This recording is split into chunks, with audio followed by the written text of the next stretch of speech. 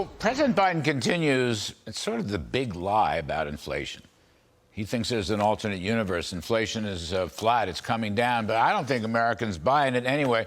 We're going to talk about it with Sandra Smith, co-anchor of America Reports, about to completely dominate our socialist special Fox Nation thing tomorrow. People are going to come to see you, not me, that's for sure. Before we do inflation, can I just, it's in my blood, I can't help myself. This woman, Dr. Nina Chen, who's going to be the chief climate officer for the controller of the currency, the banking system, okay, graduates from Tsinghua University, which is very high level into defense, cyber attacks, artificial intelligence, navigation technology. She's a trained communist. And they have to pick her to run to be the climate person in the banking regulatory office. I mean, there's 350 million Americans, 160 million working people, and we have to do this? It's just like Omarova II? Really? You've been making this case for a long time. You should know who is working for this administration, who's working inside of that White House, because this is not the only one. And the American people should know that. This is who is working on your behalf. And I think a case is to be made that the White House should be more public about that so that we can know who's deciding policy, because the policies right now are the policies that the American people are suffering every single day when it comes to the economy and inflation. I mean, couldn't we find somebody? The answer's yes. That went to North Carolina State? The answer's yes. Or, I don't know, LSU or Auburn or something like that. Did you go to LSU? I love the LSU plug. I mean, thank you, Larry. No, but I mean, like someone who... It's a fair point. It's a fair point. Look, I know they're going to appoint someone I will disagree with on policy. I get that, okay? But they don't have to appoint a communist. That's all I'm saying. Or somebody... That's when she went to that university, President Xi. Yeah. All right, enough I think it's fair enough. Yeah, okay. I'm almost bipartisan on this. Now, President Biden continues to deny the inflation. He's in an alternate universe. I'm all worked up about this. All right. Okay. All right. So I took my little reporter notebook here for you.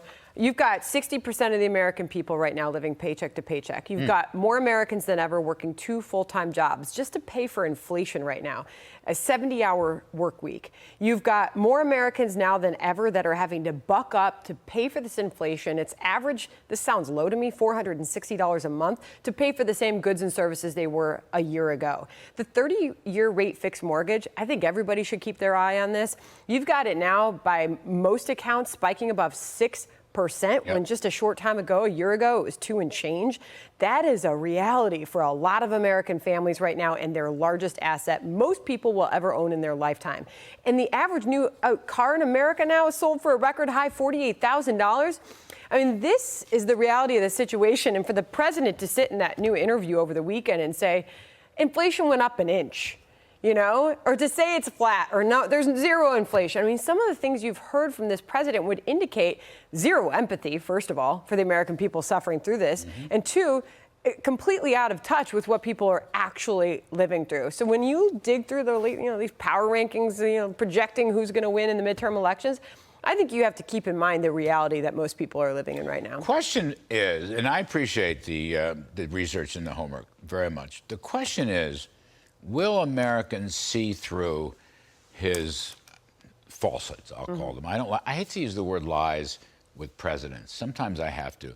I'll call them false. Well, you say it's never personal. It's not personal, but will they see through these falsehoods? Will they? Because stuff you're pointing out is, kitchen table stuff, electricity prices, for example, natural gas. Everybody uses that stuff. Will they see through Biden's armor of falsehoods? I think pocketbook issues, end of day, inspire voters to go to the polls. I think if it's about abortion, Democrats can pull off victory. I don't know, 7 weeks out, it's going to be a big decision by the Federal Reserve tomorrow. If he were to do the right thing, I know you and your buddy Larry Art Laffer are there. You guys are saying rip the Band-Aid off. I think even Larry Summers of a Democratic administration, they're saying rip the Band-Aid off. Perhaps he'll go a full percentage point tomorrow. I don't know, but it's probably the right thing to do when you look back at Paul Volcker and what he was able to do when he faced this crisis. But if he doesn't, is it a political move? I think a lot of people will be left wondering that. Do you want to inflict that level of economic pain on this country with 7 weeks to go to a midterm election? I don't think, I started my career at the Federal Reserve Okay. in New York. Actually, I worked for Paul Volcker when he was president of the New York Fed. Can you imagine? Larry Kudlow. This is like so long ago, it's beyond belief. It was 2 centuries ago. I don't think the Fed will make a political decision. Their problem is, particularly the last 2 years, others would say longer, they've made very bad economic decisions because their models are so bad. I mean, they blew the inflation story, and now they're going to make all of us pay for it. I got to get out. You're fabulous. They should go a full percentage point. Jam it down, get it over with. Don't linger. End the expectations of high inflation. Are you predicting there might be a surprise tomorrow? I'm predicting there might be a surprise, which is like predicting there might be a surprise. All right, I'll see you tomorrow morning. Listen, folks, you can catch Sandra on America Reports weekdays, every day at 1 p.m. Eastern on Fox. But much more important, Sandra's joining me tomorrow on Fox Nation for the Unauthorized History of Socialism. It's a live summit. It kicks off at 11 a.m. You want to come to watch her. I'm super Not pumped. about me. It's about Sandra Smith, who's going to be on at least 2 panels and maybe more. Thank you for coming on.